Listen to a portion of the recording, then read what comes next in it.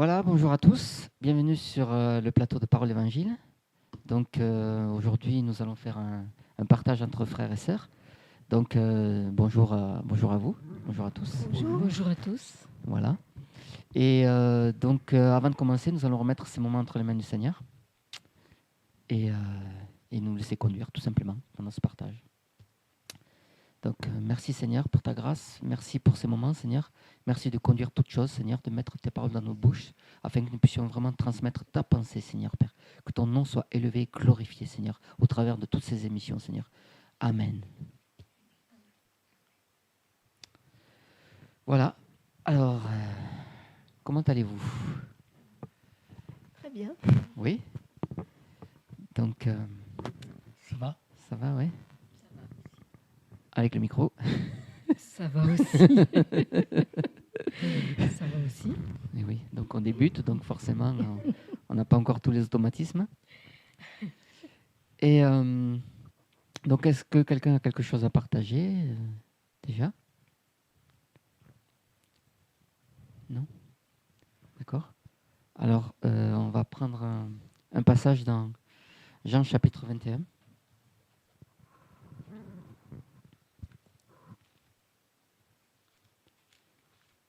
Alors, du premier verset au verset 17. Donc, Jean chapitre 21, verset 1 au verset 17. Alors, est-ce que tu veux lire, Micheline?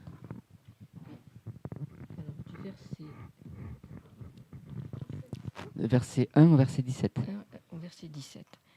Après cela, Jésus se fit voir encore à ses disciples près de la mer de Tibériade. Et il s'y fit voir de cette manière. Simon-Pierre, Thomas, appelé Didyme, Nathanaël, de Cana en Galilée, les fils de Zébédée, et deux autres de ses disciples étaient ensemble. Simon-Pierre leur dit : « Je vais pêcher. » Et ils lui dirent : « Nous allons aussi avec toi. » Ils partirent donc et montèrent aussitôt dans une barque, mais ils ne prirent rien cette nuit-là. Le matin étant venu, Jésus se trouva sur le rivage, mais les disciples ne savaient pas que c'était Jésus. Jésus leur dit : « Mes enfants, avez-vous quelques petits poissons à manger ? » Ils lui répondirent : « Non. » Et il leur dit : « Jetez le filet du côté droit de la barque et vous en trouverez. » Ils le jetèrent donc, et ils ne pouvaient plus le retirer à cause de la grande quantité de poissons. C'est pourquoi le disciple que Jésus aimait dit à Pierre : « C'est le Seigneur. » Et quand Simon-Pierre eut entendu que c'était le Seigneur, il ceignit sa tunique, parce qu'il était nu, et se jeta dans la mer. Et les autres disciples vinrent dans la barque, car ils n'étaient pas loin de terre, mais seulement à environ 200 coudées, traînant le filet de poisson. Et lorsqu'ils furent descendus à terre, ils virent de la braise et du poisson dessus et du pain. Jésus leur dit : « Apportez des poissons que vous venez maintenant de prendre. » Et Simon-Pierre monta et tira le filet à terre, plein de 153 grands poissons, et quoi qu'il y en eût autant, le filet ne se rompit pas. Jésus leur dit : « Venez et dînez. » Et aucun de ses disciples n'osait lui demander : « Qui es-tu ? » sachant que c'était le Seigneur. Jésus donc vint et prit du pain et leur en donna. Il fit de même du poisson.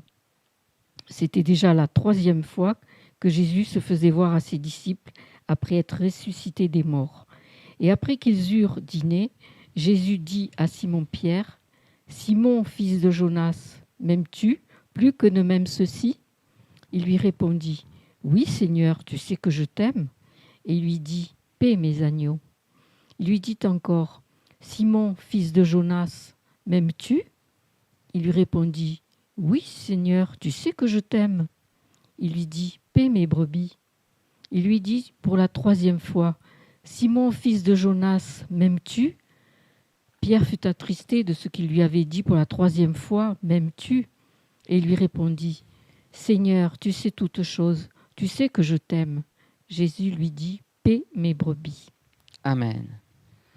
Donc c'est un très beau passage, un passage que j'ai médité il y a quelques années et que j'ai médité en fait plusieurs fois, et à chaque fois que je méditais dessus, le Seigneur me montrait encore d'autres éclairages, parce que Dieu est un Dieu de profondeur en fait, et la parole se révèle à ses enfants. Elle est voilée pour ceux qui périssent, elle est voilée pour les religieux, elle est voilée pour les charnels, mais par contre, pour ceux qui ont le Saint-Esprit, qui marchent par l'Esprit de Dieu, elle devient un éclairage profond, en fait.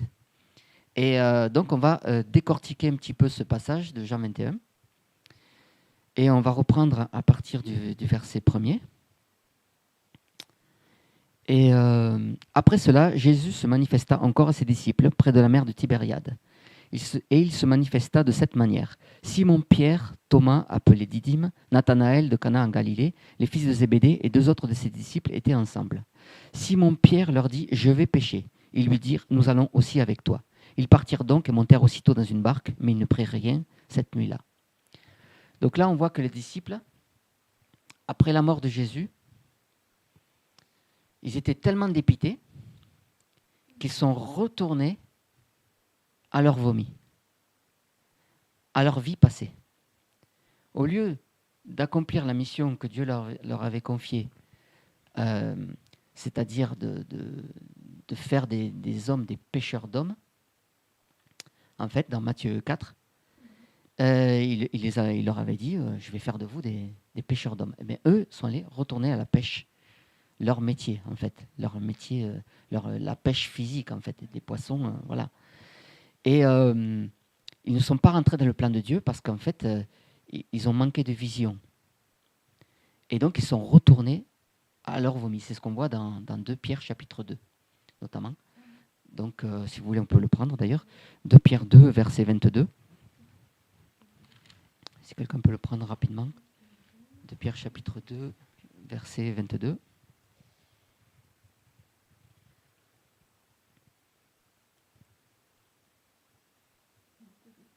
Ouais. Alors, n'oubliez pas vos micros. Hein. Oui, allez. Oui.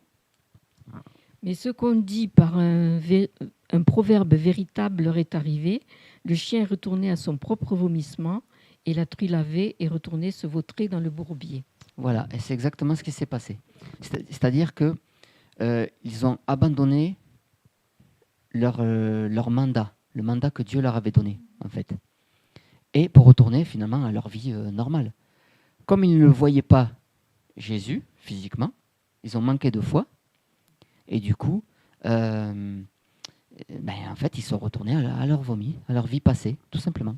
Et c'est ce qui peut tous nous guetter, en fait. Parce que si on ne veille pas, si on ne prie pas, si on ne veille pas, comme on nous le dit notamment dans 1 Thessaloniciens, eh bien, en fait, on peut vite retomber dans notre vomi, tout simplement. Et c'est ce qui est arrivé à ces disciples. Et donc, ils sont allés pêcher, et on nous dit, mais ils ne prirent rien cette nuit-là. Voilà. Ils ne prirent rien cette nuit-là. Et en fait, c'est normal, parce qu'en fait, ils étaient dans les ténèbres. Ils n'étaient plus dans la lumière de Christ, ils étaient dans les ténèbres. Donc, ils sont allés pêcher la nuit. Et justement, ils n'avaient plus cette lumière que Christ leur donnait, parce qu'ils avaient perdu la foi, tout simplement. Donc, ils ne purent rien prendre. Et on va aussi voir plus tard pourquoi ils ne purent pas prendre de poisson. Il y a une autre explication. Donc, le matin étant venu, Jésus se tint là sur le rivage, mais les disciples ne savaient pas que c'était Jésus. Le matin. Alors moi, j'aime le matin de Dieu. N'oubliez pas vos micros si vous voulez parler. Le matin étant venu. Alors pourquoi le matin? Parce que Jésus est l'étoile brillante du matin.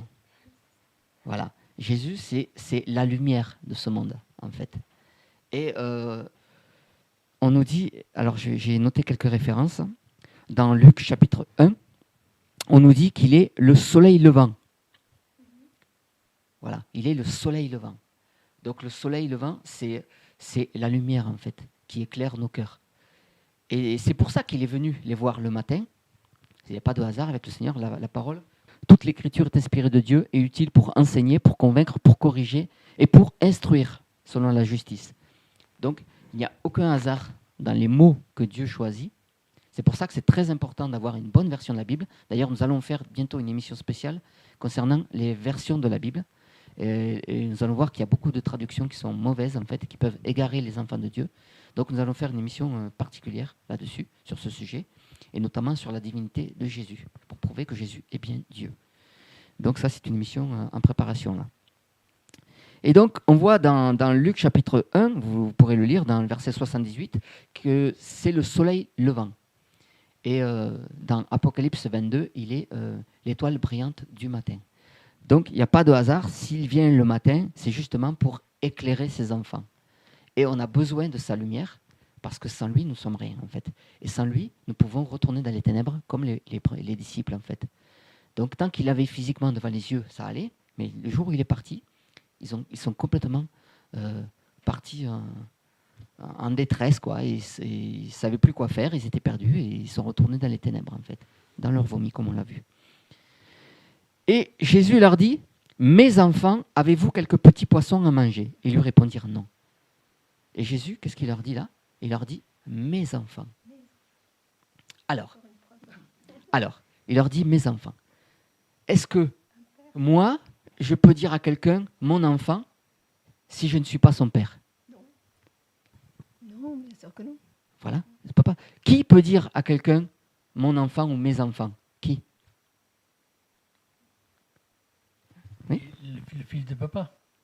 Non, en fait, ce que je veux dire, c'est qui peut dire à quelqu'un mes enfants? Voilà, son propre père, voilà, exactement. Donc Jésus est en train de leur dire, vous êtes mes enfants, donc je suis le Père. Donc, si vous dites que Jésus n'est pas le Père, vous avez un problème. Parce que Jésus dit lui-même qu'il est le Père. Et il le dit notamment dans Jean 14 aussi, à Philippe. Donc on va prendre ce passage rapidement, bien que ce passage on va l'exposer dans une autre émission, mais là on va le prendre aussi. Dans Jean 14,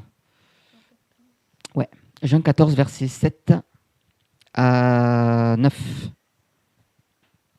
Jean 14, versets 7 à 9. Parce que si vous dites que Jésus n'est pas le Père, vous avez un gros problème. Jean chapitre 14, versets 7 à 9. Tu veux le lire, Modeste? Si vous me connaissiez, vous connaîtriez aussi mon Père. Mais dès maintenant que vous le connaissez et vous l'avez vu. Philippe lui dit, Seigneur, montre-nous le Père et cela nous suffit. Jésus lui répondit, Je suis depuis si longtemps avec vous et tu ne m'as pas connu, Philippe. Celui qui m'a vu a vu le Père. Et comment dis-tu, montre-nous le Père? Voilà, merci. Donc là, Jésus dit à Philippe, je suis depuis si longtemps avec vous et tu ne m'as pas connu, Philippe. Celui qui m'a vu a vu le Père. Et comment dis-tu, montre-nous le Père? Parce que le Père et Jésus sont un. C'est la même personne, avec deux fonctions différentes. Qu'est-ce qu'il y a de compliqué à comprendre? Il n'y a rien de compliqué à comprendre, c'est facile. Jésus lui-même le dit. Si Jésus le dit, pourquoi vous dites, vous, qu'il n'est pas le Père? Donc vous dites que Jésus est menteur.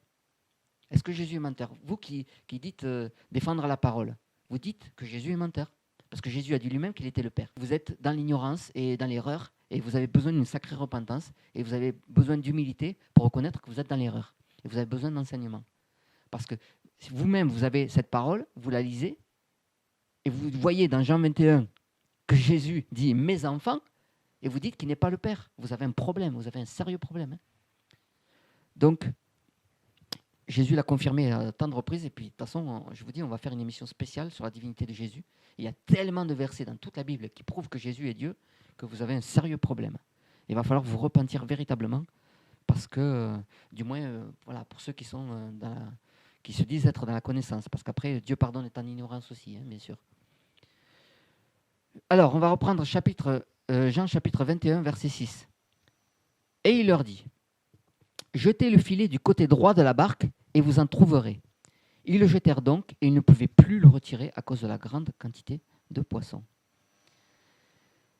Donc, là, il leur dit, « Jetez le filet du côté droit. » Alors, on va expliquer le filet, ce qu'est le filet, à quoi ça sert, qu'est-ce que c'est exactement. Mais d'abord, il leur dit, pourquoi il leur dit du côté droit? Parce que le côté droit, en fait, ça symbolise la puissance de Dieu.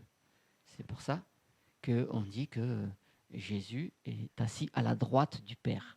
Ça ne veut pas dire qu'il y a deux personnes sur le trône. Hein. C'est un symbole, c'est une symbolique en fait. C'est un symbole. Ça veut dire simplement que Jésus, c'est la puissance de Dieu, tout simplement, manifestée en chair. Voilà. Jésus, c'est Dieu manifesté en chair. Donc, il leur dit pas de jeter le filet à gauche, il dit de la jeter à droite. Donc, parce que c'est la puissance de Dieu qui s'accomplit. Et comme c'est lui qui leur dit, ça veut dire qu'ils ont le mandat de jeter ce filet au travers de la puissance de Dieu. Donc, ils ont le mandat d'agir par la foi pour pêcher des poissons. C'est ce que Dieu, là, est en train de leur dire. Jésus est en train de leur dire. C'est-à-dire qu'à ma parole, si vous avez foi en moi, en mon nom, vous pouvez jeter le filet et vous verrez ma puissance s'accomplir. Parce que ma puissance, c'est ma droite. Je suis la droite, je suis la puissance de Dieu. Amen. Et verset 7, c'est pourquoi le disciple que Jésus aimait dit à Pierre, c'est le Seigneur. Et quand Simon Pierre eut entendu que c'était le Seigneur, il ceignit sa tunique parce qu'il était nu et se jeta dans la mer. Alors, première des choses, on voit, c'est pourquoi le disciple que Jésus aimait. Alors, c'est qui le disciple que Jésus aimait? C'était Jean. Voilà, c'était Jean. On le voit à plusieurs endroits de la parole. Et c'était Jean. Et en fait, bizarrement, c'est Jean qui reconnaît le Seigneur. Pourquoi? Parce qu'en fait, Jean... Oui, alors tu veux... Oui, vas-y. Il avait plus d'intimité avec lui, il s'appuyait sur son côté, sur sa poitrine pour écouter son cœur. Exactement. En fait, il avait la révélation... Voilà. Plus proche avec ça. lui, et c'est pour ça qu'il l'a reconnu. Exactement. Il avait la révélation de l'amour de Dieu, que les autres n'avaient pas forcément. Alors, c'est pas qu'il n'aimait pas le Seigneur, mais il l'aimait d'une manière charnelle. Alors que Jean avait une intimité, comme tu le dis, une profondeur, en fait, avec le Seigneur que les autres n'avaient pas. Et c'est pour cela que c'est lui qui a reconnu le Seigneur. Ça veut dire quoi? Ça veut dire que si vous n'avez pas une intimité réelle avec le Seigneur, vous n'aurez pas la révélation de Jésus. En fait, une révélation véritable et personnelle. C'est pour ça qu'il y a beaucoup de religieux qui, là, comme à ce moment-là, comme Pierre et les autres, aimaient Jésus, mais l'aimaient avec leur cœur, pas avec l'esprit. Donc, ils n'avaient pas une révélation véritable. C'est pour ça qu'ils étaient religieux, tout simplement, comme beaucoup sont religieux. Tu veux intervenir, oui? Par rapport au passage 7, il dit, c'est pourquoi les disciples que Jésus aimait, donc on voit qu'il aimait un peu d'une manière particulière. Il aime tout le monde, mais je veux dire, il n'agrée pas tout le monde. Il aime d'une manière particulière. Donc c'est bien précisé. C'est ça, exactement. Amen. Donc là, on voit bien que si on n'a pas une relation, une intimité particulière avec Jésus, il ne peut pas y avoir de révélation particulière, notamment au niveau de sa parole. Et c'est logique. Voilà pourquoi certains chrétiens ont de profondes révélations dans la parole et d'autres non. Mais c'est parce que, en fait, c'est votre relation avec le Seigneur qui n'est pas bonne, tout simplement. Pourquoi? Parce que Dieu parle à tous ses enfants. Il le dit, mes brebis entendent ma voix et elles me suivent, dans Jean chapitre 10. Donc si il le dit, c'est que c'est vrai. Mais simplement, ce sont nous qui entendons mal sa voix, qui la percevons mal. C'est pour ça que beaucoup de chrétiens sont dans l'égarement, parce que, tout en étant enfants de Dieu, parce qu'en fait, je dis qu'ils sont enfants de Dieu parce qu'ils ont reçu le Saint-Esprit. Mais simplement, le Saint-Esprit est étouffé par leur âme. Voilà, ça c'est un gros problème. C'est ce qu'on appelle des chrétiens charnels. Ils sont chrétiens, oui, parce qu'ils ont reçu le Saint-Esprit, mais le Saint-Esprit est étouffé parce qu'il ne va pas s'imposer, jamais il va s'imposer.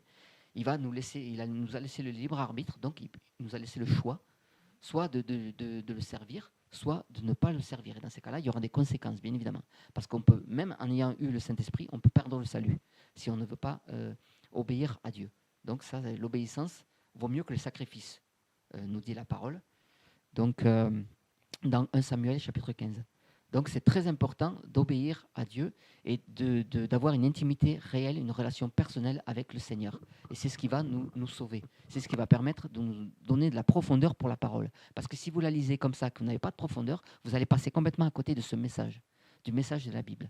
Et vous allez faire comme les théologiens qui essaient d'intellectualiser la parole et qui, n'ayant pas le Saint-Esprit, n'ayant pas de relation avec Jésus, passent complètement à côté du message et finalement ne sont pas des véritables enseignants. Ne suivez pas les théologiens, suivez les gens qui ont l'Esprit de Dieu, qui marchent par l'Esprit de Dieu. Et ça va vraiment vous aider. Et on continue dans ce passage. Et quand Simon-Pierre eut entendu que c'était le Seigneur, il ceignit sa tunique parce qu'il était nu et se jeta dans la mer.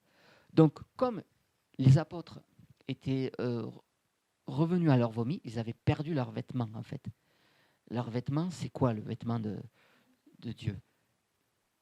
Le vêtement de la justice, Voilà, c'est ça, exactement. il faut être habillé. Exactement, La nudité représente le péché. voilà, Le c'est monde. ça. Exactement, c'est ça. Et on peut le voir notamment dans Apocalypse chapitre 19, où on voit que le vêtement de lin, ce sont les œuvres justes des saints, et notamment aussi dans Éphésiens chapitre 6, où on voit l'armure du chrétien, en fait, toute l'armure du chrétien, et on voit qu'il y a la cuirasse de justice, la ceinture de la vérité, les chaussures du zèle de l'évangile, l'épée. Oui, voilà, vas-y. Alors, le casque du salut, l'épée de l'esprit et le bouclier de la foi. Donc tout ça, ça symbolise Jésus, comme tu l'as dit. Donc c'est le vêtement que nous devons avoir. Et en fait, ce qui s'est passé, quand ils sont retournés à la pêche, ils ont laissé tomber toute cette armure. Donc ils étaient nus, à nouveau, comme avant leur conversion, en fait. Tout simplement. Comme avant de rencontrer Jésus. Tu voulais intervenir, peut-être? Je relis un peu. Oui. C'est pourquoi le disciple que Jésus aimait dit à Pierre, c'est le Seigneur. Et quand Simon-Pierre eut entendu que c'était le Seigneur, il ceignit sa tunique parce qu'il était nu et se jeta dans la mer. Mais pourquoi il se jeta dans la mer? Parce qu'en fait, il voulait aller à la rencontre de Jésus. Quand il a vu que c'était lui, là, il s'est précipité parce que Pierre, malgré le fait qu'il ait été retourné donc en arrière, il avait quand même de l'amour pour le Seigneur. Ça, on ne peut pas lui retirer. C'était quand même un appelé de Dieu, c'était quand même un serviteur de Dieu au fond du cœur, ça c'est sûr. Hein. Et donc quand il a reconnu le Seigneur, eh ben là, il s'est dit, mais qu'est-ce que je fais là, dans ma barque, alors que le Seigneur est au bout? Et comme c'était un coriace, un violent selon l'esprit, bien sûr, hein, parce que ce sont les violents qui s'emparent du royaume. Et Pierre, c'était un violent.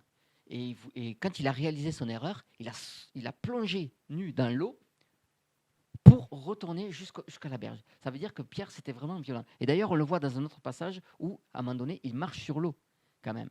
Même si, au bout d'un moment, par manque de foi, il s'est enfoncé, mais il a quand même marché sur l'eau, Pierre. On dit souvent, oui, il s'est enfoncé, il a manqué de foi. Oui, d'accord, mais lui, il a marché sur l'eau. Est-ce que moi, j'ai marché sur l'eau? Non. Donc, Pierre, c'était quand même quelqu'un de particulier. Hein. Et on le voit plus tard dans sa vie, ça a été un grand apôtre du Seigneur pour les Juifs. Et il a vraiment servi le Seigneur avec efficacité. Donc, voilà, c'était quelqu'un qui était vraiment appelé de Dieu, qui avait vraiment un amour sincère et réel pour le Seigneur. Mais simplement, à cause des soucis du monde, à cause du manque de foi, de persévérance, d'intimité, eh ben, il est retourné en arrière et il a entraîné les autres avec lui. Parce qu'on le voit tout à l'heure, on l'a bien vu, c'était au verset 3, « Je vais pécher » et ils dirent « Nous allons aussi avec toi ». Donc, comme il avait du caractère, du charisme, eh ben, il les a entraînés dans sa chute. Donc c'est pour ça que c'est important d'avoir une intimité personnelle. Parce que les autres auraient très bien pu dire « Non, moi je préfère faire la mission de Dieu ». Mais non, ils ont préféré suivre Pierre, parce qu'il avait du charisme. Donc c'est pour ça que c'est très important, ne suivez pas les hommes, suivez Jésus, ayez une intimité particulière avec lui. Voilà. Amen. Amen. Donc on va prendre le verset 8. « Et les autres disciples vinrent dans la barque, car ils n'étaient pas loin de terre, mais seulement à environ 200 coudées, traînant le filet de poisson. Lorsqu'ils furent descendus à terre, ils virent un tas de charbon allumé et du poisson dessus et du pain. » Donc là, dans ce passage, on voit qu'on nous parle du charbon, du poisson et du pain. Et il n'y a pas de hasard avec le Seigneur, parce qu'en fait, le charbon, ici, ça symbolise le feu, et le feu, dans la Bible, a deux significations. À la fois la sanctification, donc l'épuration, l'émondage, tout le travail que le Seigneur fait dans notre vie pour nous émonder, nous sanctifier, nous rendre saints, nous rendre purs, nous mettre à part. Parce que c'est ça que le mot sanctification veut dire, mettre à part pour Dieu. Mais c'est aussi, d'un autre côté, le jugement. Parce que le feu, ça détruit. Ça peut détruire un incendie, ça ravage tout. Et en fait, on nous dit aussi que Dieu est un Dieu d'un feu dévorant. Voilà. Donc, c'est ces deux symboles-là. Et on va prendre un passage dans Proverbe 25, versets 21 à 22. On va parler du charbon. On va voir pourquoi le Seigneur a fait cette mise en scène quelque part. Donc, si celui qui te hait a faim, donne-lui à manger du pain, et s'il a soif, donne-lui à boire de l'eau. Car tu amasseras des charbons ardents sur sa tête, et Yahweh te le rendra. Donc, en fait, ce qui s'est passé, c'est que les apôtres, en retournant à la pêche, se sont fait finalement ennemis de Dieu, puisqu'ils sont retournés à leur vomi. Et aux yeux de Dieu, la désobéissance est un péché. Et ils avaient reçu la mission d'aller dans le monde et d'être des pêcheurs d'hommes. On le voit dans Matthieu 4. Et du coup, ils s'étaient passés à côté de cette mission. Et le Seigneur, au travers de cette image du charbon, en fait, on voit bien dans Proverbe 25, « Si celui qui te hait a faim, donne-lui à manger du pain, s'il a soif, donne-lui à boire de l'eau, car tu amasseras des charbons ardents sur sa tête. » En fait, ce charbon-là, en fait, c'est la sanctification, en fait. C'est montrer à son ennemi qu'en fait, qu'on lui pardonne, en fait, qu'on lui pardonne. Et c'est ce feu-là qui va consumer le péché dans notre conscience, en fait. Le fait qu'on lui montre qu'on l'aime, ça va, dans le cœur de la personne, faire une réaction qui va produire cette sanctification, cette repentance, cette justice de Dieu. Donc il y a à la fois la sanctification et la justice de Dieu. Parce qu'on dit ça va lui amasser des charbons ardents sur sa tête, ça veut dire que justement la personne tout d'un coup va avoir conscience qu'elle a mal agi envers toi. Parce que toi tu lui fais du bien, tu lui rends du bien pour le mal qu'elle t'a fait. Et c'est ce que Dieu a voulu leur signifier ici au travers de ce charbon, de ce feu. C'est-à-dire que tout simplement, voilà, malgré le fait que vous soyez revenu en arrière, ben moi, au travers de mon feu, de ma justice, de mon jugement, de ma sainteté, je vous pardonne et je veux que vous preniez conscience que vous êtes passé à côté, en fait. Donc, dans leur conscience, ça produit cette conscience qu'ils ont péché, tout simplement. Voilà. Donc, c'est pour ça qu'il n'y a pas de hasard avec le Seigneur. Et on voit qu'il y a du poisson sur ce feu-là. Le poisson, en fait, tout simplement, ça symbolise les âmes qu'il devait gagner, tout simplement. Et ces âmes, rôties, en fait, sur ce feu-là, le feu de la justice de Dieu, le feu de la sainteté, le feu qui est pur. Donc ces poissons, ce sont les âmes qu'il devait gagner, en fait, et qui passent au feu de l'esprit, justement, pour devenir justement des âmes vivantes, des pierres vivantes, des âmes vivifiantes. Et donc, c'est pour ça d'ailleurs que le poisson a toujours été le symbole des chrétiens. C'est pour ça qu'il leur a dit, allez, allez pêcher des hommes, en fait. Je vous fais des pêcheurs d'hommes, dans Matthieu chapitre 4. Donc, les poissons représentent les hommes. C'est pour ça que quand il leur a dit, allez, et avec le filet, pêcher du côté droit, donc on avait vu dans la première partie que c'était la puissance de Dieu, au travers de son nom, au travers de la foi en son nom, ils ont pu pêcher des âmes, pêcher des hommes, qu'ensuite on met sur le feu de l'esprit, en fait, pour purifier ces âmes. Et c'est pas tout. On nous dit, il y avait des poissons dessus, donc sur le charbon, et du pain. Le pain. Et le pain, c'est le pain de vie, hein, donc ça représente le Seigneur. Voilà. Voilà, c'est le Seigneur. C'est ça, exactement. Donc on va prendre Jean chapitre 6, verset 47. À partir du verset 47 au verset 51.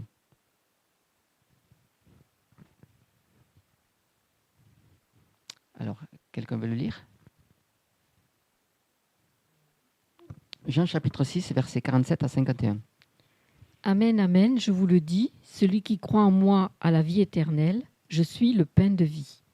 Vos pères ont mangé la manne dans le désert et ils sont morts. C'est ici, pardon, c'est ici le pain qui descend du ciel, afin que si quelqu'un en mange, ne meure pas. Je suis le pain vivant qui est descendu du ciel. Si quelqu'un mange de ce pain, il vivra éternellement. Et le pain que je donnerai, c'est ma chair que je donnerai pour la vie du monde. Amen. Donc, une fois de plus, il n'y a pas de hasard avec le Seigneur. Donc, il leur montre à la fois le feu de sa justice, de sa sainteté, les âmes qu'ils doivent gagner, et qui sont eux-mêmes d'ailleurs. Eux aussi sont des poissons du Seigneur. Et le pain de vie, c'est-à-dire Jésus. Donc, Jésus leur dit, vous êtes avec moi, vous avez le feu de l'esprit, vous avez la capacité de gagner des âmes, et je suis avec vous. Amen. Donc, le pain de vie. Il leur redonne ce qu'ils avaient perdu, en fait. Il leur redonne la bonne nourriture, la nourriture qui vient du ciel. Donc, il n'y a aucun hasard avec le Seigneur. C'est pour ça que c'est ce que je dis, c'est une scène arrangée par le Seigneur, ce repas. Et parce qu'il aurait très bien pu simplement les interpeller, venir sur l'eau, marcher sur l'eau, aller dans la barque, comme il avait déjà fait. Non, là, il leur a demandé de venir à lui. Et d'ailleurs, Pierre, quand il a plongé dans la mer symbolise les nations, en fait, le monde. Et Pierre, comme c'était un violent, il a plongé dans le monde, dans les nations, pour aller jusqu'au Seigneur. Parce que c'est dans la mer qu'il y a les poissons. Eh oui, les poissons sont dans la mer. Donc les poissons qui doivent pêcher, c'est dans les nations. Amen. Eh oui, amen. C'est pour ça qu'en tant que chrétien, on doit faire l'œuvre que Dieu nous confie. Alors selon les critères de Dieu, selon la volonté de Dieu, on l'avait vu dans notre émission sur la foi, on avait vu qu'on ne pouvait pas servir le Seigneur n'importe comment, n'importe quand, qu'il y avait des règles à suivre, que Dieu était un Dieu de temps et de mandat. Voilà. Ça, c'est très important. Sinon, c'est plus une œuvre spirituelle, ça devient une œuvre charnelle, tout simplement. Et beaucoup, malheureusement, n'ont pas compris et font des œuvres charnelles, croyant servir Dieu, alors qu'ils se servent eux-mêmes. Bref. Donc, on va prendre le verset 10 de Jean 21. On retourne donc dans notre passage initial. Jésus leur dit, « Apportez des poissons que vous venez maintenant de prendre. » Donc là, ça confirme ce qu'on disait, les fameux poissons qu'ils avaient attrapés.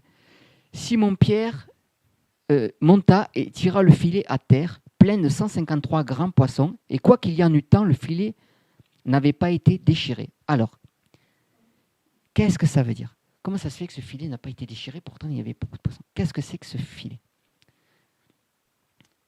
En fait, oui.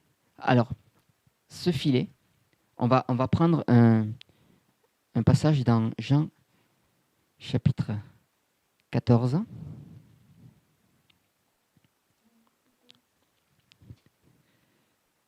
Non, pas Jean chapitre 14, on va plutôt prendre Jean chapitre 16, à partir du verset 7 à 8. Jean chapitre 16, verset 7 à 8. Et on va voir ce qu'est ce filet. Tu veux le lire, Lucia ? Verset 7 à 8. Alors, toutefois, je vous dis la vérité. Il vous est avantageux que je m'en aille. Car si je ne m'en vais, le défenseur ne viendra pas à vous. Mais si je m'en vais, je vous l'enverrai. Et quand il sera venu, il convaincra le monde de péché, de justice et de jugement. D'accord. Maintenant, on va prendre Jean chapitre 15, versets 26 à 27. Versets 26 à 27.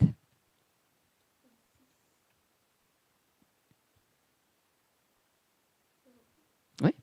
Mais quand sera venu le défenseur que je vous enverrai de la part du Père, l'Esprit de vérité qui procède du Père, il rendra témoignage de moi. Et vous aussi, vous rendrez témoignage, car vous êtes dès le commencement avec moi. Amen. Et bien en fait, le filet, là, c'est le Saint-Esprit. Parce que c'est avec le Saint-Esprit qu'on peut pêcher des âmes, qu'on peut gagner des âmes. Et on nous dit, on l'a vu dans Jean 15, dans Jean 16, on nous dit que le défenseur viendra convaincre de péché, de justice et de jugement, et qu'il nous aidera à témoigner. Donc le filet des chrétiens, c'est le Saint-Esprit. Ça veut dire que si tu n'as pas le Saint-Esprit, tu ne peux pas pécher des hommes. Les religieux, ils n'ont pas un filet, ils ont une épuisette. Donc ils ne chopent que des crabes. Voilà, ils ne peuvent pas choper des poissons de toutes sortes. C'est pas possible, tu ne peux pas attraper une baleine avec une épuisette. Il te faut un filet qui ne se détruit pas, qui ne se déchire pas. Or, le Saint-Esprit, il est imputrescible, incorruptible. Donc si tu as le Saint-Esprit, tu as le bon filet. Et tous ceux qui n'arrivent pas à faire l'œuvre de Dieu, ce sont des religieux et des charnels parce qu'ils n'ont pas le bon filet. Ils n'arrivent pas à faire l'œuvre, ce n'est pas possible. Ils ne produisent pas du fruit parce qu'ils n'ont pas le bon matériel. On nous précise bien que malgré qu'il y ait eu 153 grands poissons, et quoi qu'il y en eût tant, le filet n'avait pas été déchiré. Voilà. Le filet de chrétien, c'est le Saint-Esprit. On a besoin du Saint-Esprit pour pouvoir faire l'œuvre de Dieu. Sinon, on ne peut pas être des pêcheurs d'hommes, des gagneurs d'âmes. C'est impossible. C'est ce qui fait la différence entre un chrétien et un religieux. Parce qu'un religieux n'est pas chrétien au sens biblique du terme, puisque chrétien vient de Christianos, qui veut dire comme Christ, à l'image de Christ, à la ressemblance de Christ. Donc tu ne peux pas être à la ressemblance de Christ si tu n'es pas mu et dirigé par le Saint-Esprit. Ce n'est pas possible. Donc tu es chrétien de nom, oui, mais tu n'es pas chrétien selon les termes bibliques. Donc il suffit de se repentir et de demander au Seigneur, révèle-toi à moi, il va se révéler à vous, il va vous donner son esprit, et au travers de son esprit, vous allez être capable après de faire l'œuvre de Dieu et de gagner les âmes. Parce que si vous n'avez pas le bon filet, vous avez un filet qui va se déchirer. Vous avez une épuisette, vous allez choper des écrevisses. Voilà, mais ça ne va pas aller loin. Ce sera par vos propres forces, en fait, que vous allez gagner des âmes. Donc, à quoi sert-il à un homme de gagner le monde s'il doit perdre son âme ? Si vous faites les choses charnellement, parce que vous n'avez pas le bon matériel, ça ne vous sert à rien du tout. Vous allez tout perdre. Et vous allez aller en enfer pour l'éternité. Donc, ce n'est pas ce qu'on vous souhaite. Nous, on vous souhaite le salut, on vous souhaite la vie éternelle. Donc, on reprend notre passage de Jean 21. Donc, on a vu que le filet, donc c'était le Saint-Esprit. Jésus leur dit, à partir du verset 12, Jésus leur dit, « Venez et dînez. » Et aucun de ses disciples n'osait lui demander, « Qui es-tu ?» sachant que c'était le Seigneur. Il leur dit quoi ? « Venez et dînez. » Alors, on va prendre un passage dans Apocalypse chapitre 3, verset 20. Alors, est-ce que tu veux le lire, Modeste ? Apocalypse chapitre 3, verset 20.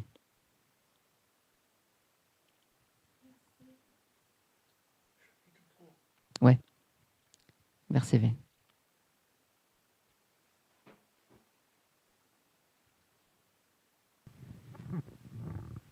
Est-ce que tu as... Oui, c'est bon. Voici, je me tiens à la porte et je frappe. Si quelqu'un entend ma voix et m'ouvre la porte, j'entrerai chez lui et je souperai avec lui et lui avec moi. Amen. Donc il dit dans Apocalypse 3, « Voici, je me tiens à la porte et je frappe. Si quelqu'un entend ma voix et m'ouvre la porte, j'entrerai chez lui et je souperai avec lui. » C'est ce que Jésus vient de faire là, dans Jean 21. C'est-à-dire que si quelqu'un entend ma voix, c'est ce que Pierre et les autres ont fait. Ils ont entendu sa voix parce qu'ils ont ouvert leur cœur, et notamment Jean, qui était l'apôtre qui avait de la révélation de l'amour que l'on verra tout à l'heure. Et du coup, le Seigneur leur dit, en fait, comme vous avez entendu ma voix, je vous accueille. Et c'est pour ça qu'il leur a préparé ce repas qui est symbolique. Ça veut dire, vous étiez dans l'erreur, vous étiez dans le péché, mais maintenant, je vous accueille dans mon royaume. Et vous allez manger avec moi, et moi avec vous. Voilà. Et il dit, voici, je me tiens à la porte. Mais en fait, Jésus est la porte lui-même. Il est la porte des brebis. Donc, on le voit dans l'évangile de Jean. Donc, il leur fait comprendre qu'il les accueille à nouveau, qu'il leur a pardonné leur égarement et qu'en fait, il les invite à nouveau à sa table. C'est magnifique. Ça veut dire que même si tu fais des erreurs avec le Seigneur, il suffit que tu te repentes, que tu dises, Seigneur, je reconnais mon erreur, mon état, je te demande pardon. Et le Seigneur t'invite à nouveau à sa table. Il revient vers toi et tu reviens vers lui. Et la connexion est à nouveau faite. Quels que soient les péchés que tu aies pu commettre, le Seigneur peut t'inviter à nouveau à sa table. Et ça, c'est glorieux. c'est magnifique, c'est la grâce de Dieu. Une grâce, c'est une faveur imméritée. Donc, la grâce de Dieu, c'est immérité. On ne mérite rien du tout. Et Jésus leur montre qu'il est à la fois le Dieu créateur, le Dieu tout-puissant, le Père éternel, qu'il est un Dieu qui pardonne, qui aime ses enfants, qui ne se lasse pas de pardonner. D'ailleurs, rappelez-vous le passage où Pierre demande à Jésus combien de fois je dois pardonner à mon frère 7 fois, 77 fois par jour. Waouh! C'est énorme. Donc si Dieu nous demande à nous de pardonner 7 fois, 67 fois, alors à combien de forte raison lui nous pardonne? Beaucoup plus que 7 fois, 67 fois. Parce que lui, il a une patience à toute épreuve. Bien que, sous certaines circonstances, sa patience a des limites. Voilà. Quand il s'agit de sa justice. Mais ça, c'est autre chose. Voilà. Mais quant à son amour, qui est aussi lié à sa justice, bien évidemment, mais son amour, lui, est éternel. Et d'ailleurs, la justice de Dieu et l'amour de Dieu sont indissociables. Voilà. Et si, d'ailleurs, il y a un paradis et un enfer, c'est justement parce que Dieu est amour. Eh oui. Parce que Dieu est justice. Et la justice de Dieu correspond à son amour, en fait. Parce que sinon, ça voudrait dire que il ne serait pas juste parce que ceux qui ont commis le mal, qui ne veulent pas changer, auraient droit au salut. Donc ça voudrait dire que sur la terre, ils auraient le droit de faire tout ce qu'ils veulent, le mal qu'ils veulent. Après, ils seraient sauvés. Et vous dites que ça, c'est l'amour de Dieu? Mais c'est pas l'amour de Dieu, ça. Ça, c'est pas de l'amour, ça. Ça, c'est de la méchanceté. Or, Dieu est juste. Donc, il condamne le méchant et justifie le juste. Maintenant, si vous étiez méchant sur la terre et que vous vous repentez, vous devenez un juste. Et ça aussi, c'est l'amour de Dieu. Voilà. Donc, on continue. Verset 13. Jésus vient et prend le pain et le leur donne ainsi que le poisson. Donc, il leur donne bien le pain de vie. Il leur donne à nouveau ce pain de vie qui leur est nécessaire pour la marche chrétienne, c'est-à-dire lui-même. Il se donne lui-même pour eux, ainsi que le poisson. Donc, il leur montre que ils peuvent rentrer à nouveau dans l'œuvre et gagner à la fois à nouveau des âmes. Véritablement, maintenant, quand ils vont lancer le filet, il ne va pas se rompre et il y aura des grands poissons dedans. Maintenant, ce ne sera plus les ténèbres comme au départ. Maintenant, ils seront accompagnés de la lumière, l'étoile brillante du matin, le pain de vie. Alléluia, hein? Amen. Amen. Ce fut déjà la 3e fois que Jésus, ressuscité des morts, se manifesta à ses disciples. Et après qu'ils eurent dîné, Jésus dit à Simon-Pierre, « Simon, fils de Jonas, m'aimes-tu plus que ne m'aiment ceux-ci » Il lui répondit, « Oui, Seigneur, tu sais que je t'aime. » Il lui dit, « Paie mes agneaux. » Il lui dit encore, « Simon, fils de Jonas, m'aimes-tu » Il lui répondit, « Oui, Seigneur, tu sais que je t'aime. » Il lui dit, « Paie mes brebis. » Il lui dit pour la 3e fois, « Simon, fils de Jonas, m'aimes-tu » Pierre fut attristé de ce qu'il lui avait dit pour la 3e fois, « M'aimes-tu » Et il lui répondit, « Seigneur, tu sais toutes choses, tu sais que je t'aime. » Jésus lui dit, « Paie mes brebis. » Amen. Alléluia. Alors, pourquoi Jésus dit à Simon-Pierre, « Simon, fils de Jonas, m'aimes-tu » Par 3 fois, il lui dit quand même, c'est étonnant. Alors, on va prendre... Oui, vas-y, oui, vas-y. Oui. Ça ne rejoint pas la partie où Pierre l'a trahi 3 fois par rapport au chant du coq? Exactement, c'est tout à fait ça. Il l'a trahi 3 fois et il a voulu rééquilibrer les choses, je pense. C'est tout à fait ça. C'est exactement ça. On va prendre le passage dans Matthieu 26. Matthieu 26, versets 69 à 75. Versets 69 à 75.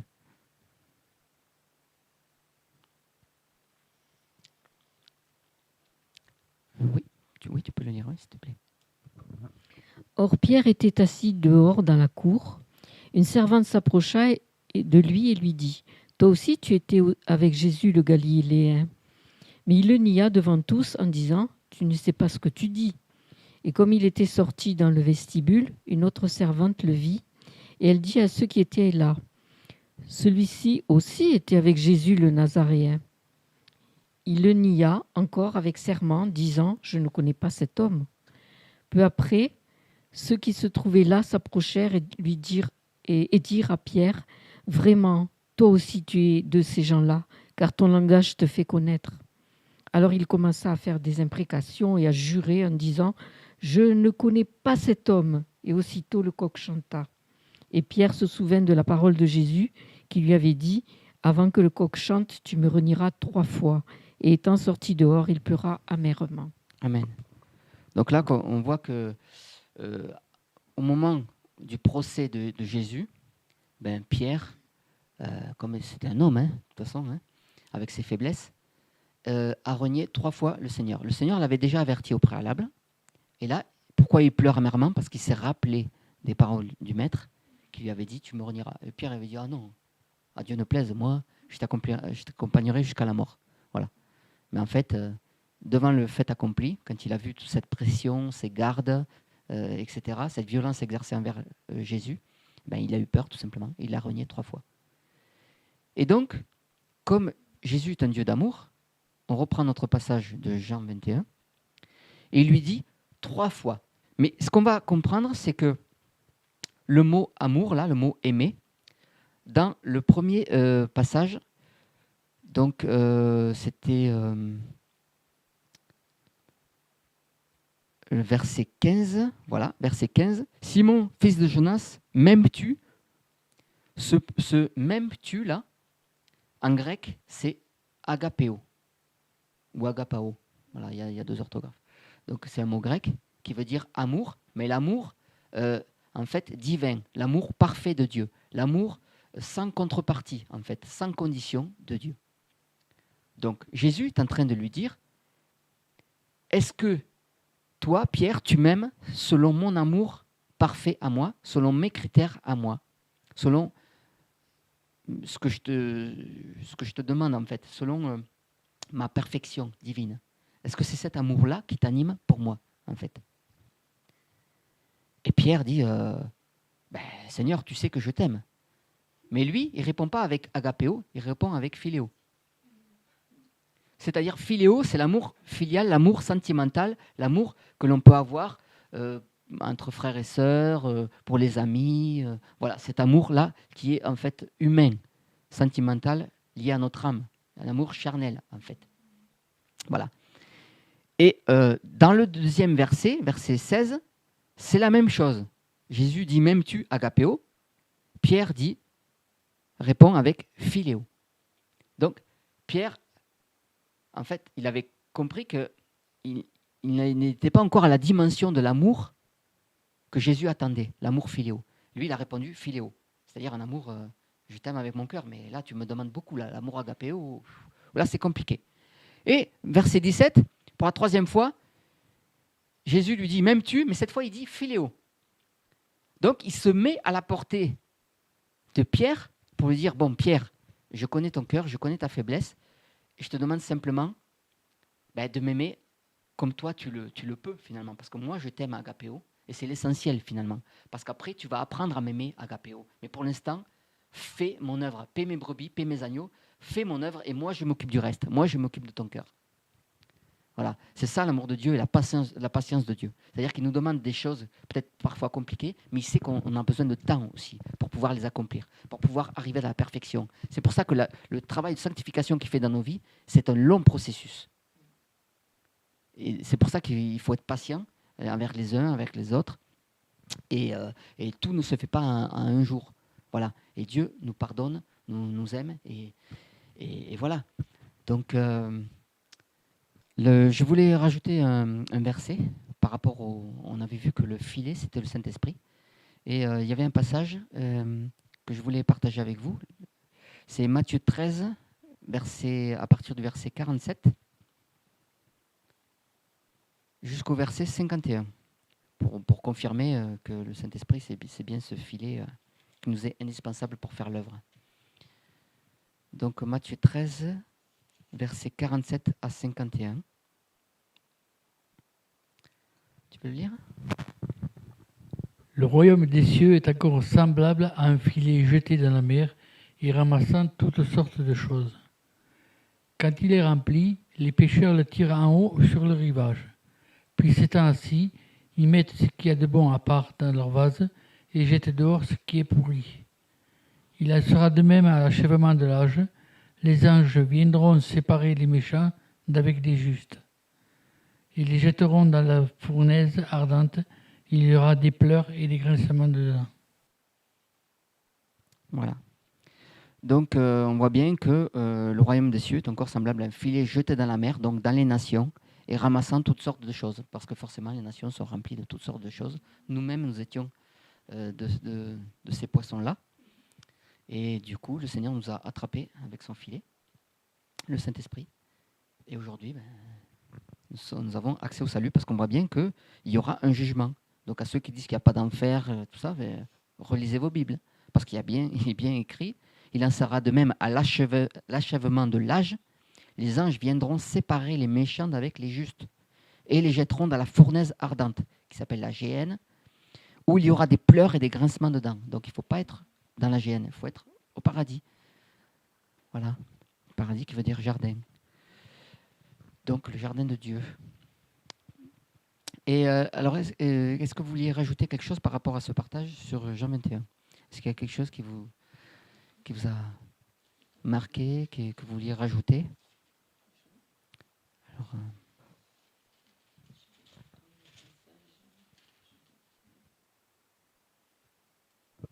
Alors, oui, moi j'étais interpellée au moment où... Alors, il faut que je retrouve mon petit verset. Voilà. À partir du verset 4, quand il dit « Le matin étant venu, Jésus se trouva sur le rivage, mais les disciples ne savaient pas que c'était Jésus. » Donc, on comprend que Jésus, en étant revenu avec un corps glorieux, n'avait plus l'apparence, en tout cas, qu'il avait quand il était avec lui, avant d'être passé par la croix, avant de mourir et de ressusciter. Et en tout cas, leurs yeux étaient voilés aussi parce qu'ils étaient retournés dans le monde. Voilà, hein, ils étaient voilés, voilà. en fait. Ils étaient voilés. Dans les ténèbres. Et voilà. Et là, quand il apparaît devant eux et que Jean le reconnaît que c'est le Seigneur, là, on a l'impression que vraiment ce voile tombe. Parce qu'en disant c'est le Seigneur, ils se rappellent de tout ce qu'ils ont vécu avec lui. Et peut-être que c'est revenu aussi à leur mémoire l'appel qu'ils avaient reçu de sa part, d'être des pêcheurs d'hommes. Donc c'est pour ça que le réflexe de Pierre, ça a été de se jeter dans la mer, parce que là, tout d'un coup, il a eu conscience qu'il avait revêtu son vêtement de sa propre justice, en fait. Tout à fait. Il se trouvait nu. Et qu'il était nu devant le Seigneur. Et là, donc, après, le frère a très bien expliqué pourquoi il s'était mis dans la mer, enfin, il s'était jeté dans la mer. Et après, quand on a parlé du filet, quand Jésus s'est présenté d'abord devant eux sur cette plage, on comprend qu'avec ce feu qu'il avait préparé, ce poisson, ce pain, en fait, il nous montre sa grande compassion, en fait.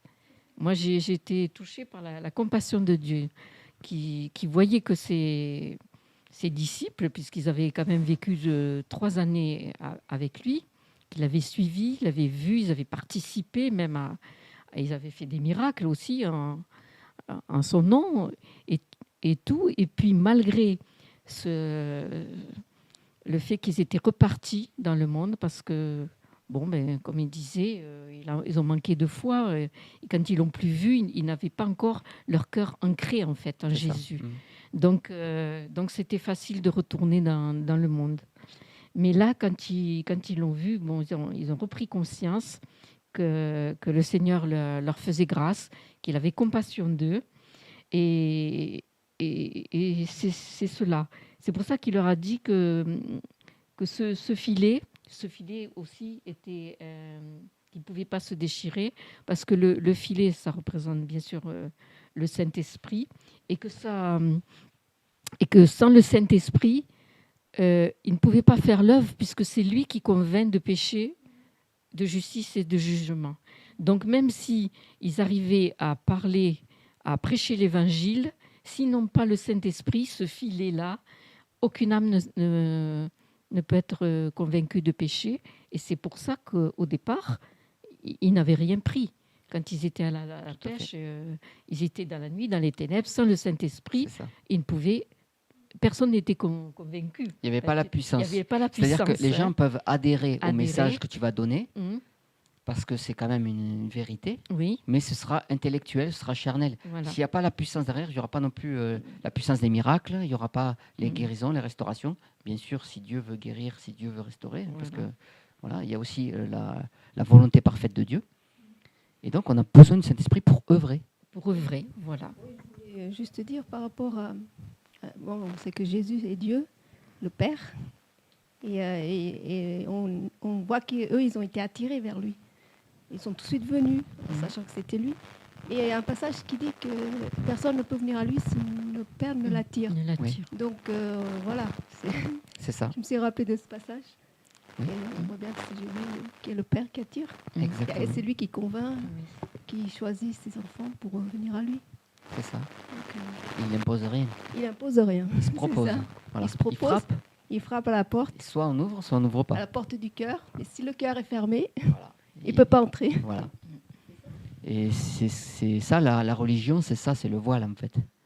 C'est pour ça que les religieux peuvent croire en Jésus, mais ne sont pas sauvés pour autant, parce qu'ils n'ont pas de révélation. C'est une croyance intellectuelle en fait. Donc s'il n'y a pas la révélation, c'est-à-dire que le Saint-Esprit vient en toi et habite en toi, tu n'es donc pas une nouvelle créature, tu n'es donc pas sauvé. Pour être sauvé, il faut avoir reçu le Saint-Esprit. Maintenant, ce n'est pas parce que tu as reçu le Saint-Esprit que ça y est, tout est en toi, tout est clean. Non, il y a tout un travail que le Seigneur va faire. Ce que le Seigneur va faire d'entrée, c'est régler le péché. Il est venu pour ça, d'abord. C'est la priorité. Et d'ailleurs, il y a 3 types de péchés, on le verra dans une autre émission. Et c'est d'abord ça qu'il est venu faire le Seigneur à la croix, c'est-à-dire nous délivrer du péché, de la puissance du péché. Lorsqu'on se repent, le Saint-Esprit vient en nous. Il nous convainc de péché, de justice et de jugement. On l'a vu tout à l'heure, dans la deuxième partie. Et ensuite, tout ce qui est problème de caractère, voilà, guérison, tout ça, le Seigneur, c'est comme il veut, quand il veut, au moment où il veut. Il est souverain, il fait ce qu'il veut. Ce que le Seigneur va régler à la croix, c'est d'abord le péché et les liens familiaux, tous ces liens les liens générationnels que nous avions liés au péché, justement. Tout ce qui est lié au péché, voilà, c'est ça qui va d'abord traiter. Le reste, c'est secondaire et ça vient dans le temps. C'est le processus de sanctification. La preuve, c'est que le brigand qui est mort sur la croix, il est allé au ciel directement alors qu'il n'a pas eu ni de baptême d'eau, ni de travail dans la durée, de processus de sanctification. Non, il a été sauvé direct. Pourquoi ? Parce que c'est le péché d'abord. Le péché. C'est ça qu'il faut traiter à la base. C'est ça que Dieu traite à la base. Par contre, si on ne veut pas que le reste soit traité, on va avoir de sérieux problèmes dans notre marche chrétienne. Si on ne veut pas que le caractère soit brisé, qu'on veut garder notre caractère, qu'on ne veut pas passer par la croix, c'est-à-dire mourir à nous-mêmes, à notre volonté propre, alors ça va être très compliqué. Et ça peut même nous faire perdre le salut. Eh oui. On continue à résister au travail de Dieu parce qu'on ne veut pas de la croix dans notre vie. Et je connais beaucoup de gens qui sont comme ça. Et du coup, ils se disent chrétiens, mais ils persistent, ils veulent rester les mêmes. Ils ne veulent pas changer, ils ne veulent pas que Dieu les brise, ils ne veulent pas reconnaître leur état, ils veulent rester dans l'orgueil, ils veulent rester dans les raisonnements, dans ces choses-là. Et au lieu de laisser le Seigneur travailler leur cœur et de reconnaître leur état, eux, ils ne veulent pas changer. Ils veulent juste de la grâce de Dieu, juste de l'amour de Dieu. Ils veulent continuer à vivre leur vie comme ils ont toujours vécu. À la limite, se sanctifier un peu en disant bon, je reconnais que ça, c'est pas bien, alors je ne fais plus. Ok, d'accord, mais ça, c'est pas suffisant. Ce qui va te sauver, mon ami IE, c'est que tu passes par la croix. C'est-à-dire que tu renonces à ta volonté propre. En fait, on va prendre un passage dans Matthieu, chapitre 26. Même si ça devrait faire l'objet d'une autre émission, c'est pas grave, on va quand même le rappeler. Paul disait, je ne me lasse pas de vous répéter les mêmes choses, car cela vous est salutaire. Donc on va le revoir. Alors Matthieu 26, on va prendre verset verset 42. Il s'éloigna encore pour la seconde fois et il pria en disant « Mon Père, s'il n'est pas possible que cette coupe s'éloigne sans que je la boive, que ta volonté soit faite. » Donc, ce verset-là, ou plutôt tout ce passage de Gethsémanée, quand Jésus est à Gethsémanée, c'est tout le message central de la croix. C'est-à-dire que si tu ne veux pas de ça, si tu veux faire ta volonté à toi, plutôt que de la déposer à Dieu, c'est ce que Jésus a fait. Hein.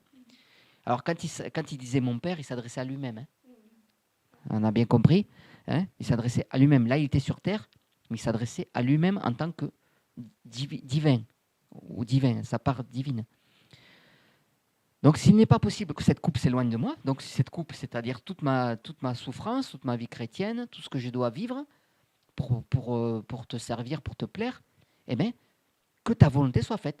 Donc, j'abandonne ma volonté propre pour que ta volonté se fasse. Et c'est ça la marche chrétienne. Et c'est ça que beaucoup de chrétiens n'ont pas compris. Ils veulent rester les mêmes, ils veulent garder leur vie d'avant, leur mentalité d'avant, leur caractère d'avant.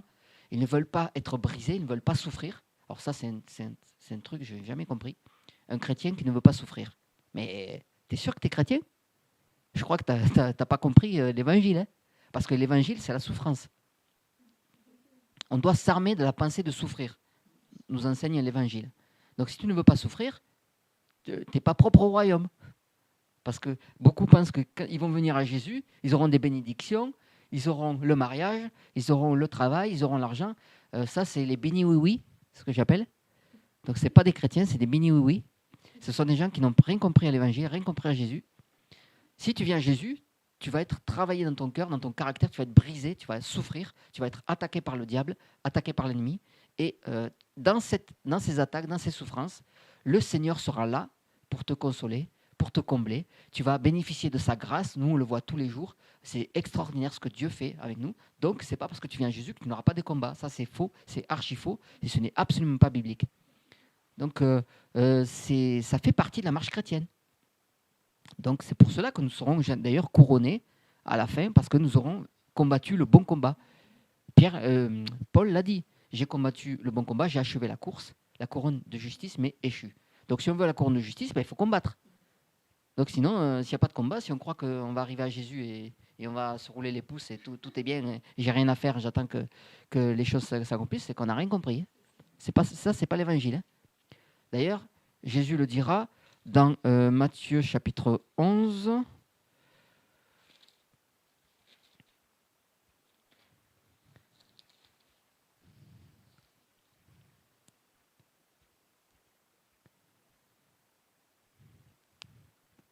Verset 28, « Venez à moi, vous tous qui êtes fatigués et chargés, et je vous donnerai du repos. Prenez mon joug sur vous et recevez mes instructions, car je suis doux et humble de cœur, et vous trouverez le repos pour vos âmes, car mon joug est doux et mon fardeau est léger. » Donc il faut venir à lui et se décharger à ses pieds, à sa croix, de nous-mêmes, si on veut avoir le repos.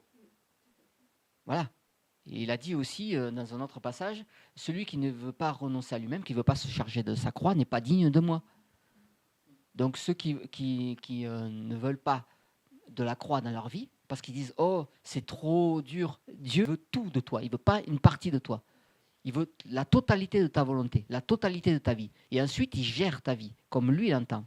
Et c'est lorsqu'il gère ta vie comme lui l'entend que là, ta vie devient extraordinaire. Mais si toi, tu veux garder des choses, parce que tu penses que la Bible, elle est trop dure ou trop extrême ou je ne sais pas quoi, ben, tu passes à côté du message, tu passes même à côté du salut. Et lorsque l'enlèvement aura lieu, tu ne partiras pas. Parce que l'enlèvement d'église, on va en parler, on va faire une émission aussi sur l'enlèvement d'église. On va voir ce que c'est exactement. Et tu vas passer à côté des bénédictions de Dieu, à côté de la grâce de Dieu. Parce que tu trouves que la parole est trop dure.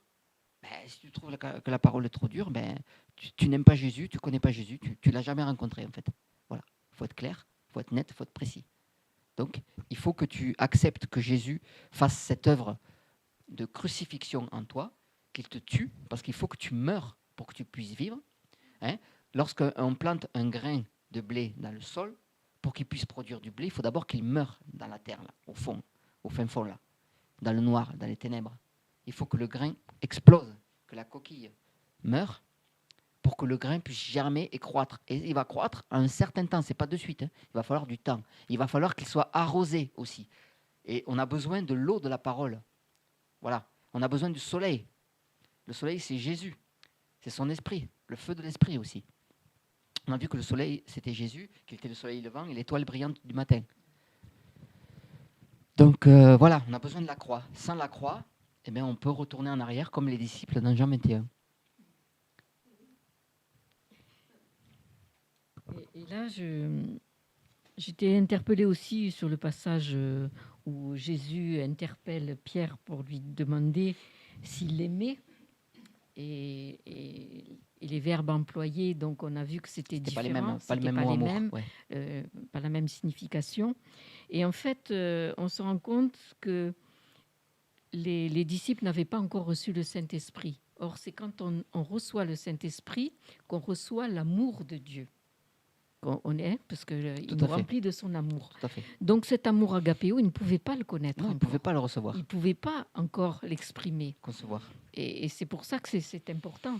C'est important, si on n'a pas encore le Saint-Esprit, qu'on est croyant, il faut le demander. Enfin, en tout cas, il faut avoir ce désir dans son cœur de le recevoir pour vraiment appartenir au Seigneur, être comblé de sa présence, recevoir cet amour, et on reçoit la vérité, on reçoit tout ça. C'est évident que Pierre, à ce moment-là, ne pouvait pas répondre de l'amour agapéo. Non. C'était évident. C'est pour ça qu'il a renié 3 fois, parce qu'il n'était pas dans la dimension de l'esprit nécessaire pour pouvoir faire l'œuvre. De toute façon, en tant que personne charnellement, on n'est pas capable. On ne peut pas, quand l'amour de Dieu nous rend capable. Il faut l'avoir justement la capacité, parce qu'une fois qu'on reçoit l'esprit de Dieu, il nous a donné, donc on reçoit toutes ces capacités. Tout à fait. Nous-mêmes, on ne peut pas. Et oui, c'est ce qu'ils ont expérimenté quand ils ont voulu pêcher des poissons par eux-mêmes. Les poissons qui symbolisent les âmes, donc qui n'ont pas pu pêcher parce qu'ils n'avaient pas le bon filet. Et c'est en recevant le bon filet, le Saint-Esprit, que là, ils sont capables après de pouvoir pêcher les âmes, de pouvoir les gagner. Voilà. Sans le Saint-Esprit, il n'y a aucune œuvre. Ce sont des œuvres charnelles. Beaucoup font des œuvres, mais elles sont charnelles parce qu'il n'y a pas le Saint-Esprit. Et quand elles vont se présenter sur l'autel de Dieu, ben, elles vont fondre, elles vont brûler, elles ne seront pas agréées de Dieu. Donc toute votre vie, vous aurez fait des choses pour Dieu sans que Dieu n'ait agréé cette œuvre. C'est horrible quand même. Vous faites des choses pour rien parce que vous n'avez pas le Saint-Esprit. Je parle surtout à nos frères et sœurs religieux qui sont encore dans la religion, dans la religiosité. Si vous ne vivez pas par la parole qui est vivante et puissante par l'Esprit et que vous vivez selon des principes et des préceptes religieux, dans l'idolâtrie et tout ce que vous voulez, eh ben, forcément, votre vie, elle sert à rien. Voilà. Toutes vos œuvres, elles servent à rien. Et vous allez passer l'éternité en enfer, croyant avoir servi Jésus. C'est horrible. Donc il faut se remettre en question et dire, Seigneur, montre-moi ce que toi tu veux pour moi, montre-moi ce que je dois faire, montre-moi comment je dois te servir, accorde-moi ton Saint-Esprit si je ne l'ai pas. Et le Seigneur le fait parce qu'il est juste. Oui, il y a un passage dans Actes où Paul a rencontré des chrétiens qui n'avaient même pas entendu parler du Saint-Esprit. Oui, pourtant, on leur avait prêché la parole. C'est pour ça que je dis, si vous n'avez pas encore reçu le Saint-Esprit, désirez-le et le Seigneur va l'accorder. C'est clair. Il est fidèle et juste pour nous l'accorder. Il est juste. Pour revenir sur le travail en soi que le Seigneur fait en nous, et il est dit dans Matthieu 5, verset 8.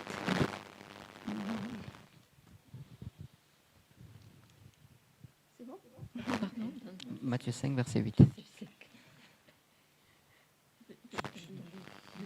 Donc il est dit, bénis sont ceux qui sont purs de cœur, car ils verront Dieu. Amen. Amen. Donc on voit bien qu'il faut tout donner à Dieu, tout lui donner pour avoir un cœur pur, vraiment pour accéder au royaume. Si on n'a pas un cœur pur, on ne peut pas accéder au royaume. Donc il faut tout lâcher, quoi. Exactement, il faut tout donner. Il faut tout donner pour que... Voilà, c'est ça. Pour que le Seigneur fasse ce travail de purification, d'enlever toute cette lie qu'il y a dans nos cœurs. Et c'est vrai que parfois j'ai cette image qui représente le cœur du chrétien comme un diamant. comme un diamant, vraiment transparent. Et à l'intérieur, je vois l'image de Jésus et avec sa brebis en train de parler, de manger, voilà. Amen. C'est l'intimité, quoi, Amen. l'intimité. On va prendre un passage dans Éphésiens chapitre 2, versets 1 à 13.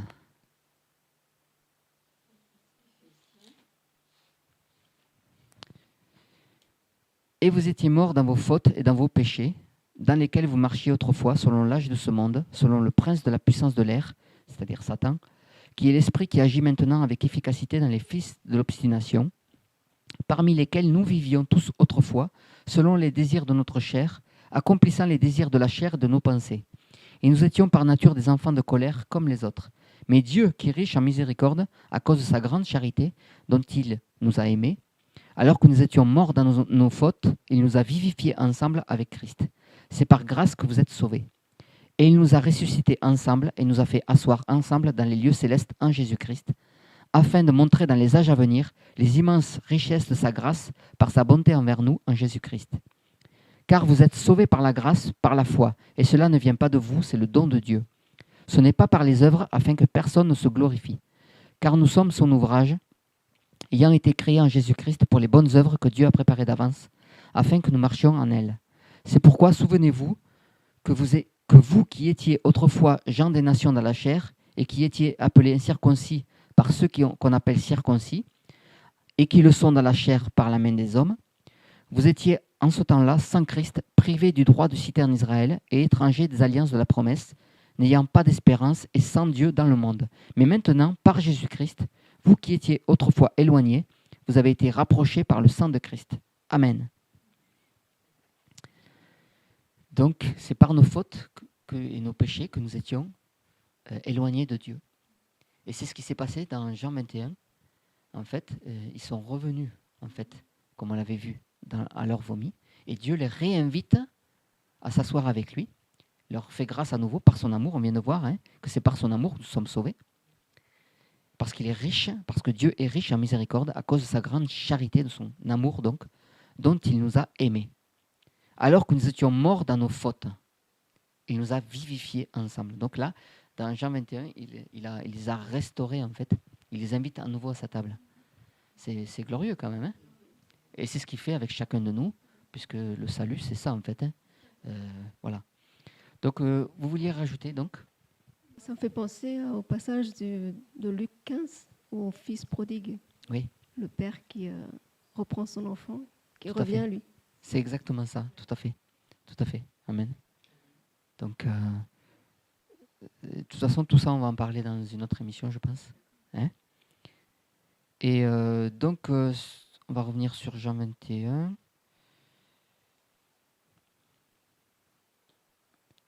Voilà. Alors, qu'est-ce que vous vouliez rajouter par rapport à ce passage? Est-ce qu'il y a quelque chose qui vous a marqué, qui vous a interpellé?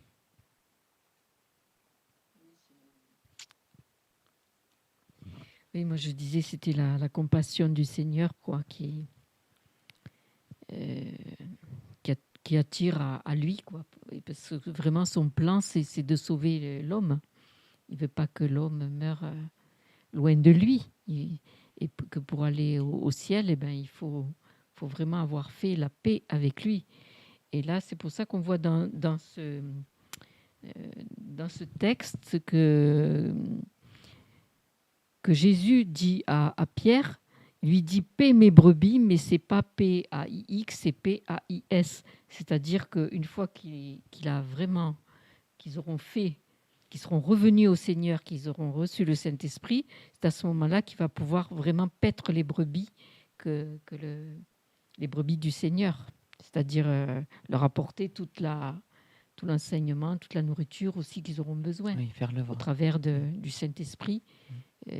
Voilà. Voilà, c'est ça. On n'est que des canaux entre les mains du Seigneur, quoi.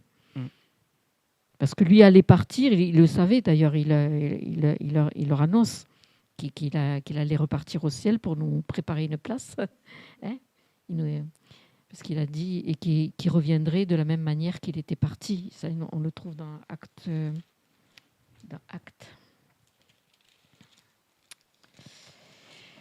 Dans Acte 1, au verset 8 et 9. Là, le Seigneur donc avait rassemblé ses apôtres et il leur a dit avant de partir, mais vous recevrez la puissance du Saint-Esprit qui viendra sur vous et vous serez mes témoins, tant à Jérusalem que dans toute la Judée et la Samarie et jusqu'aux extrémités de la terre. Et ayant dit ces choses, il fut élevé. Comme il le regardait, une nuée le prit et l'emporta de devant leurs yeux. Donc là, après, ils étaient à nouveau, je ne dis pas livrés à eux-mêmes, parce que là, ils avaient maintenant une assurance. Je pense qu'ils l'avaient pris avec le Seigneur, que cette fois, ils allaient être en capacité de pouvoir vraiment faire répondre à l'appel du Seigneur. Ils étaient équipés. Voilà, bien équipés. Exactement. Mais il fallait quand même attendre de recevoir la puissance du Saint-Esprit. C'est ça. Pour évangéliser les nations. Voilà, avoir le bon filet. Le bon filet. Pour pouvoir pêcher tous les poissons. Et d'ailleurs, si on continue au verset 18 dans Jean 21, verset 18, Amen, amen, je te dis, quand tu étais plus jeune, tu te saignais toi-même et tu allais où tu voulais, mais quand tu seras vieux, tu étendras tes mains et un autre te saignera et te mènera où tu ne voudras pas. Or, il dit cela pour indiquer par quelle mort Pierre glorifiera Dieu. Et ayant ainsi parlé, il lui dit, suis-moi. Donc là, bon, bien sûr, premièrement, il lui montre comment il va mourir physiquement. Donc, c'est-à-dire que Pierre, en fait, est mort la tête crucifiée. Voilà, il est mort crucifié la tête en bas. Mais c'est surtout aussi pour lui, c'est un rappel de la croix, en fait, aussi. Quand tu étais plus jeune, tu te saignais toi-même. Le plus jeune, là, c'est quand tu étais, en fait, dans le monde. Quand tu te saignais toi-même, tu faisais ce que tu voulais, tu allais où tu voulais.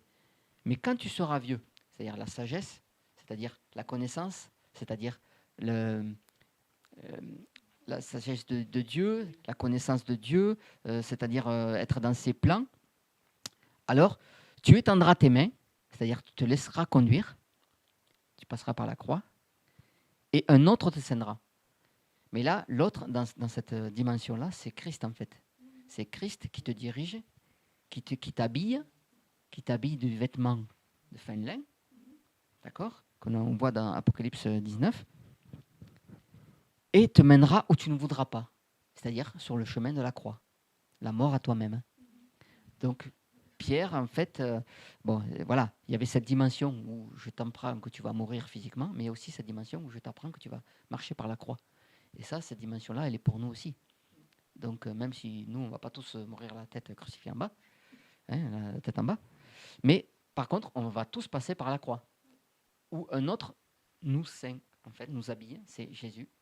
Et on étend les bras, c'est-à-dire la ceinture de vérité. Voilà. Oui, enfin moi, le mot ceindre me fait penser. Tu te ceignais toi-même, c'est-à-dire tu te portais ta propre ceinture. Voilà, tandis que là, maintenant, tu auras la ceinture de vérité. Voilà, exactement. Ça me fait penser exactement, c'est tout à fait ça. Moi, je reviens au verset 14. Oui. Ce fut déjà la troisième fois que Jésus, ressuscité des morts, se manifesta à ses disciples. Mais alors, cette fois-ci, il se manifeste en les invitant à un dîner. Oui. En gros, c'est ça. Oui. Et comment il s'est manifesté les premières fois? Alors, les autres fois, en fait, il s'est manifesté une fois sur le chemin d'Emmaüs à 2 disciples, où en fait, ils ne l'ont pas reconnu. Et là, il leur a prêché plus exactement l'évangile. Bon, une toute première fois, c'est au cimetière, en fait, quand il est apparu à Marie de Magdala. D'accord. Ensuite, chemin d'Emmaüs, les 2 disciples. Et ensuite, une troisième fois, avec... il est apparu au milieu de tous les disciples. Oui, 500, voilà. 500 personnes ouais, il à est la apparu fois. à 500 personnes à la fois. Ouais. Donc, voilà. Donc, à plusieurs reprises, comme ça, il les a interpellés. Mais cette fois, il est venu, dans Jean 21, c'est particulier, parce que il est venu les reprendre quelque part, tu vois, les ramener à lui. Parce que avant, il leur a apparu, notamment Thomas, il lui a dit touche, regarde, voilà. Là, ils étaient encore dans une dimension où ils venaient de mourir. Tu vois, ils étaient encore dans, voilà, ils étaient encore tous ensemble, ils étaient encore dans cette foi, ils étaient encore tous ensemble. Ouais. Mais là, non. Là, ils commençaient tous à se séparer. La vision, elle était terminée. Et donc là, il les a ramenés. Parce que le berger, il a le bâton et la houlette. Donc là, il a utilisé le bâton et la houlette. La houlette, c'est pour ramener la brebis qui est tombée dans un trou. Hop, un grand crochet là. Et le bâton, c'est pour la corriger. Voilà. Notamment pour lui briser les hanches, pour qu'elle ne bouge plus. Oui, je voulais revenir sur la ceinture. Oui. De se saigner soi-même. Quand il disait tu te saignais toi-même. En fait, la ceinture représente aussi le service. Quand Jésus l'a servi, il a mis une ceinture autour. Exactement, oui, c'est vrai. Ça représente le service. Et donc, s'il dit ça, c'est aussi pour servir, de servir lui-même. Oui, c'est ça. Lui, d'abord le Seigneur. Exactement. Amen. C'est ce que je voulais rajouter ceci. Oui, tout à fait. C'est pas que la vérité, c'est effectivement le service, parce qu'effectivement Jésus, voilà, il avait enlevé son vêtement et c'était. Il a lavé les pieds des disciples. Voilà. Amen. D'accord. Quelqu'un d'autre? Oui. Alors, parle dans le micro. J'ai un passage par rapport à ce qu'elle vient de dire. C'est dans Luc 12. À partir du verset 35. Luc 12, 35.